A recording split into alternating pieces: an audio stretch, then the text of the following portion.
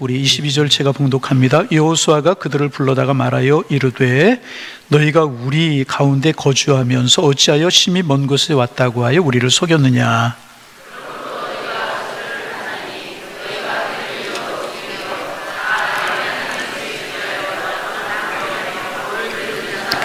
그들이 여호수아에게 대답하여 이르되 당신의 하나님 여호와께서 그의 종 모세에게 명령하사 이 땅을 다 당신들에게 주고 이 땅의 모든 주민을 당신들 앞에서 멸하라 하신 것이 당신의 종들에게 분명히 들리므로 당신들로 말미암아 우리의 목숨을 잃을까 심히 두려워하여 이같이 하였나이다.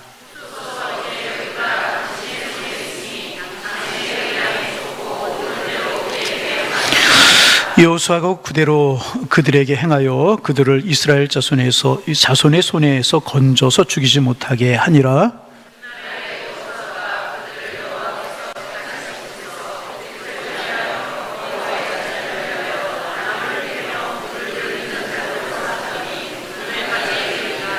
아멘. 아멘. 기본 족속들을 살려주는 그런 이야기, 지난 시간 이 시간 연속으로 조금 더 나눠야 될 말씀이 있기에 우리가 나누도록 하겠습니다. 말씀드린 것처럼 이스라엘 백성들이 하나님이 약속하신 가나안 복지를 향하여 앞으로 나아갑니다. 요단강을 건너고 여리고를 정복하고 아이성을 무너뜨리고 이스라엘 족속들 하나하나를 점령하면서 가나안 복지를 정복해 이제 나가고 있었습니다. 그런데 그들 앞에 몇 사람의 손님이 찾아왔습니다. 그리고 자신들은 먼 나라에서 온 사람들이라고 이야기를 합니다. 그리고 하나님의 높으신 이름과 이스라엘 백성들의 명성을 들었으므로 당신들과 화친을 이제 취했으면 좋겠다, 화친 조약을 맺자고 하는 것이었었습니다. 조금 의심스러웠지만은 그들이 이제 가죽부대 신밤 낡은 것들을 보여주면서 멀리 온, 왜냐하면 하나님께서 가나안 정복을 하거든 사람들은 죽이고 생명 있는 거 죽이고 가옥들은 무너뜨려 버리라고 이제 그렇게 명령을 하셨어요. 그리고 가나안 정복을 하면서 완전히 그들은 이제 무너뜨리면서 진멸하면서 이스라엘 백성들이 나아가는데, 기본 사람들이 와서 우리는 가까이 가나안 땅에 사는 사람이 아니고 멀리 사는 사람이다. 그러니까 당신들과 화친을 취하러 왔으니까 우리의 생명을 살려달라고 이제 이야기를 합니다. 실제로 보니까 신발도 구멍이 뚫렸고 포도, 가죽 부대 다 헤어졌습니다. 출발할 때 이제 새 것이었는데 오래 오다 보니까 낡았다, 먼 사람들이다, 이렇게 이야기를 이제 한 것입니다. 그리고 이제 그 말에 속아서 여호수아 이스라엘 백성들이 그들과 이제 조약을 맺게 됩니다. 그리고 며칠 가다 보니까 그들이 멀리서 온 사람들이 아니라 지난주에 나눈 말씀처럼 가까이에서 온 사람들이라고 하는, 그들이 기본 사람들이라고 하는 것을 이제 알게 되었습니다. 그리고 이스라엘 백성들 앞에 논란이 벌어진 것입니다. 이것은 거짓이기 때문에 우리가 속아서 조약을 취했을지라도 저 사람들을 죽여야 됩니다. 아니다, 하나님의 이름으로 맹세라고 조약을 맺었기 때문에 이들을 살려야 됩니다. 이런 이제 논란이 벌어져서 이스라엘 백성들의 분란이 일어날 수 있는 그런 상황이었습니다. 그때 여호수아가 그래도 약속은 약속이니까 저들을 이제 살려두고 그 대신 물을 깃고 장작을 패는 백성도 우리 종으로 삼고 그들을 살려주자, 이렇게 결론이 이제 나게 됩니다. 지난주에 우리가 나누었죠. 왜 이들이, 여호수아와 이스라엘 백성들의 족장들이 이런 실수를 잘 알아보지 않고 먼 족속이 아니라 가까운 족속임에도 불구하고 그들과 조약을 맺었을까? 첫째는 그들의 이제 가문이설에 속아 넘어갔기 때문에 그랬다, 이렇게 말씀을 드렸습니다. 아주 그럴듯하게 그들이 거짓말을 이제 하게 되는 것입니다. 그래서 일부러 이제 헤어진 옷을 입고 전대를 가지고, 그리고 이제 좋게 이야기하기 때문에 하나님의 존귀하신 이름, 당신들의 명성을 들었다, 이렇게 사람을 부추기니까 그 가문이설에 이제 넘어가게 이제 된 것입니다. 그리고 여러분, 우리가 이제 이렇게 칭찬을 듣고 이렇게 이제 이런 자기를 높이는 말을 들을 때 우쭐해지고 교만해져서 어떤 정상적인 판단을 잃어버릴 때가 많은데, 이것이 인간의 심성이다. 그러기에 늘 우리는 이제 하나님의 말씀에 서서 옳은가 그른가를 판단해야 될 것이다, 그런 말씀을 나누었고, 또 하나의 이유는 그들이 배가 고파 있었어요. 근데 먹을 것을 가져와서 화친을 취하자, 그러니까 이제 쉽게 그들에게 넘어가. 세 번째는 뭐냐 하면, 이런 두 가지보다 더 결정적인 것이 뭐냐 하면, 그들이 하나님 앞에 어떻게 할지를 묻지 않았다는 것입니다. 하나님, 기본 사람들이 언약을 맺으라고 하는데 우리가 언약을 맺어야 될까요, 말아야 될까요? 하나님 앞에 묻지 않았다는 것입니다. 여러분, 이스라엘 백성 공동체는 기도 공동체였었습니다. 늘 하나님 앞에 무릎을 꿇는 그런 백성들이었습니다. 그런데 이 일의 수만큼은 하나님께 묻지 않았다고 성경이 분명하게 기록하고 있다. 이들은 그 일에 실패해버리고 말았습니다. 그래서 말씀드린 것처럼 그리스도인들의 실패의 근본 원인은요, 기도 부족이라는 것입니다. 여러분, 기도만 충분하면 다른 실수 많이 할 수 있다는, 다른 거 다 충분할지라도 기도가 모자라면 실수하고 무너지고 깨어질 수밖에 없는 것이라는 것입니다. 기도할 때 하나님의 능력이 내 능력이 되는 거예요. 따라서 기도할 때 하나님의 능력이 내 능력이 됩니다. 한 번 더, 기도할 때 하나님의 지혜가 내 지혜가 됩니다.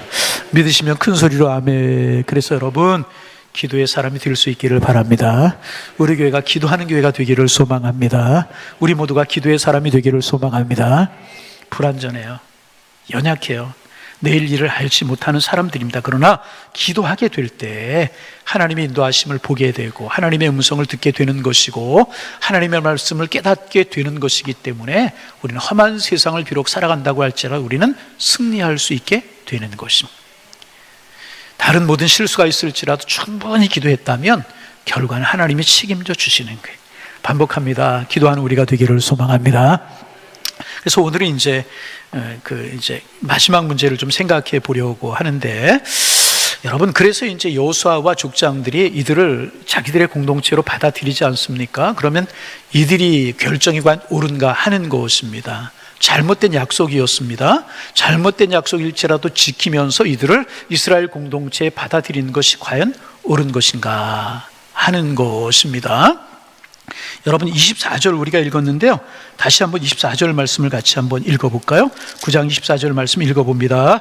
그들이 여호수아에게 대답하여 이르되 당신의 하나님 여호와께서 그의 종 모세에게 명령하사 이 땅을 다 당신들에게 주시고 모든 주민을 당신들 앞에서 멸하라 하신 것이 당신의 종들에게 분명히 들림으로 당신들로 말미암아 우리의 목숨을 잃을까 심히 두려워하여 이같이 하였나이다. 이 사람들이 다 이제 탄로난 다음에 자기들의 심정을 솔직히 왜 거짓말했느냐, 그러자 자기들의 심정을 솔직하게 말하는 것입니다. 하나님께서 당신의 종 모세에게 명령하기를 이 땅에 있는 모든 족속들을 멸하라고 명령하신 것을 우리가 알았기 때문에 우리가 살려고 거짓말을 했습니다. 우리가 이 땅 백성인 것을 알면 당신들이 우리를 죽일까 하여서 멀리 있는 백성들인 것처럼 당신들을 속였습니다. 솔직하게 얘기를 하는 거예요. 우리가 가까운 백성이라고 하는 것을 알면 당신들이 우리를 지멸할까 하여서 우리가 거짓을 이야기한 것입니다. 솔직하게 이야기한 것입니다.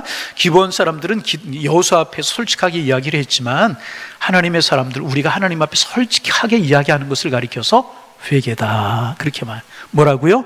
회개. 진심 있는 회개는요, 하나님의 마음을 감동시키게 되는 것입니다.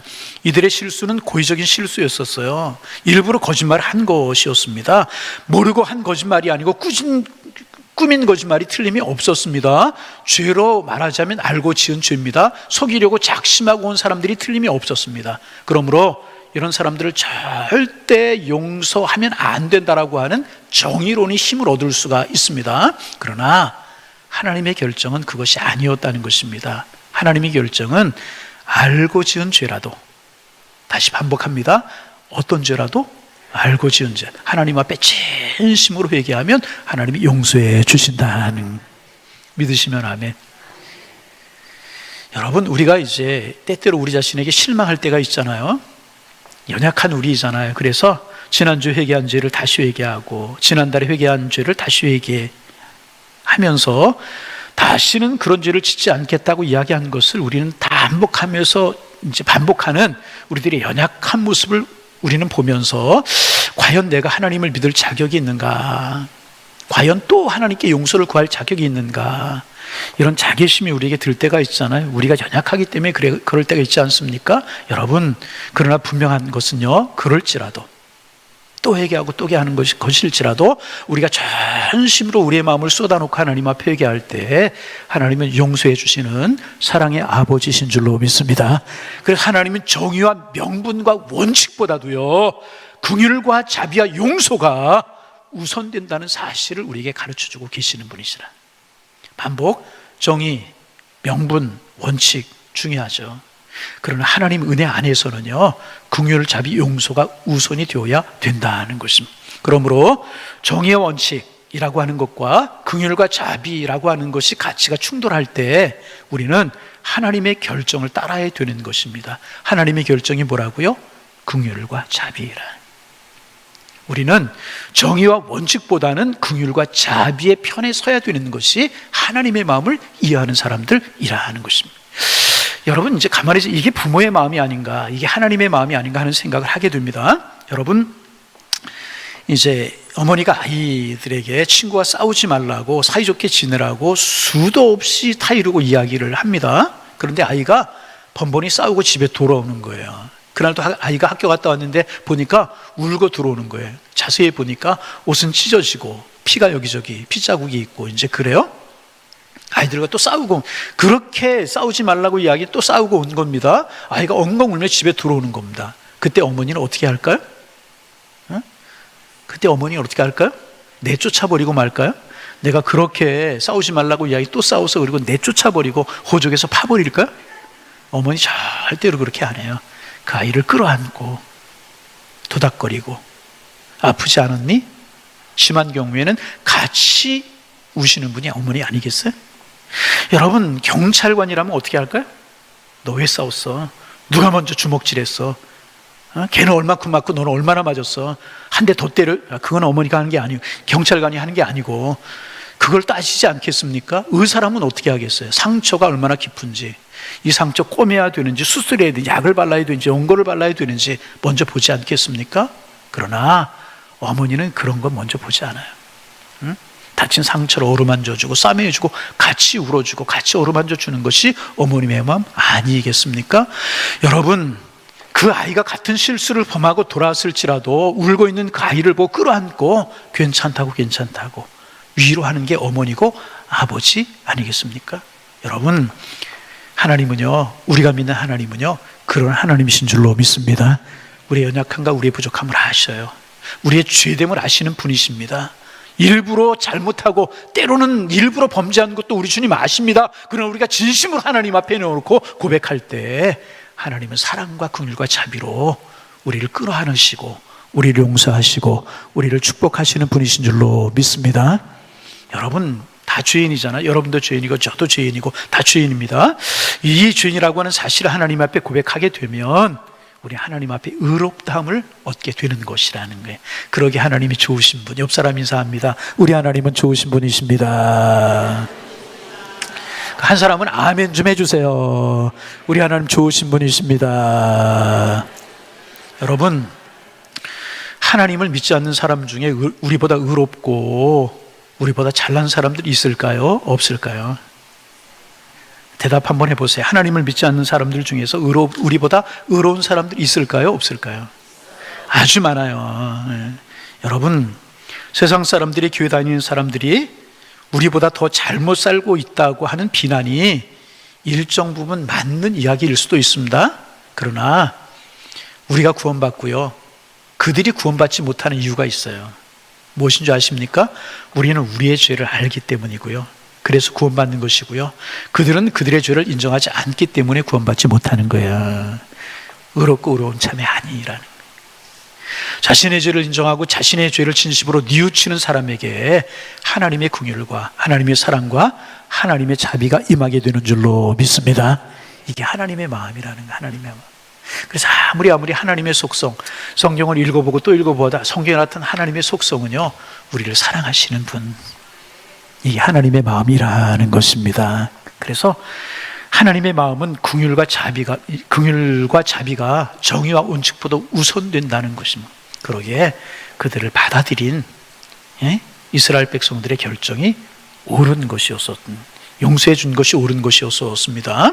왜냐하면 25절 같이 한번 읽어볼까요? 25절 같이 한번 소리내서 읽어봅니다.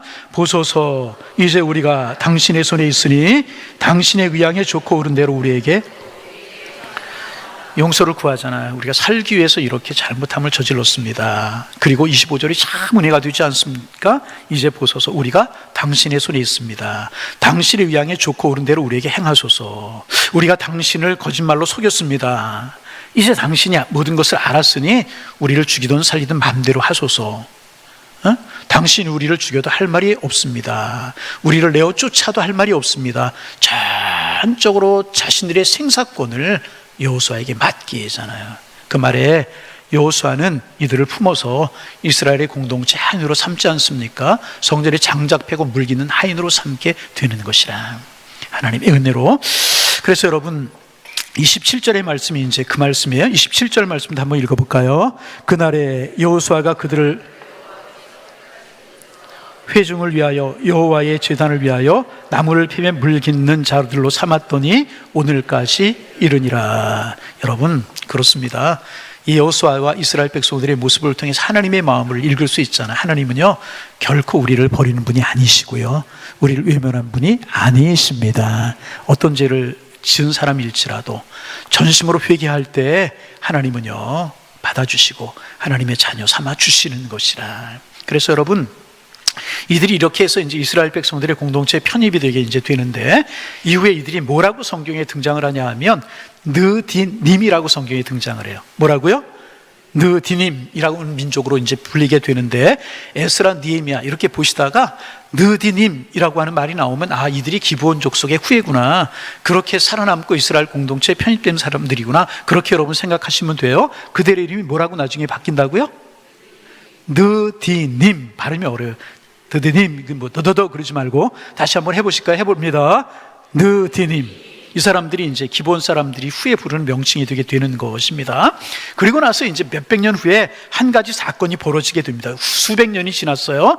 역사를 통해서 이제 사울이라고 하는 사람이 역사 속에 등장을 하게 되는데, 사울 왕이 이 역사를 알게 돼요. 그들이 여호수아와 이스라엘 공동체를 속이고 이스라엘 백성들의 공동체로 편입이 되었다는 사실, 그리고 여호수아가 원칙을 어겼다는 사실을 알게 이제 됩니다.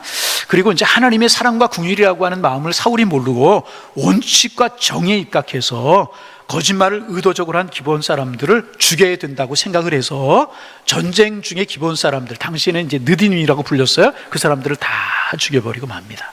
그런데 어떤 일이 벌어지는가? 하나님께서 그 사울왕을, 느디님 백성들을 죽인 사울왕을 책망하십니다. 혹시 PPT 될지 모르겠어요. 사무엘하서 21장 1절 말씀인데요, 같이 한번 읽어볼까요?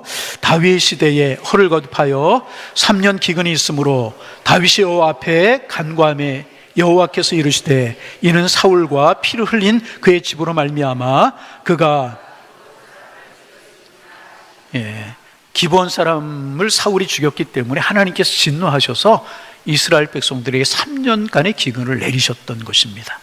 그 약속한 약속, 하나님이 긍휼과 자비로 받아주신 것 지키라는 것입니다. 그래서 여러분, 하나님이 은혜로우신 분이시고 약속을 변치 아니하시는 사랑의 하나님이시라는 것입니다.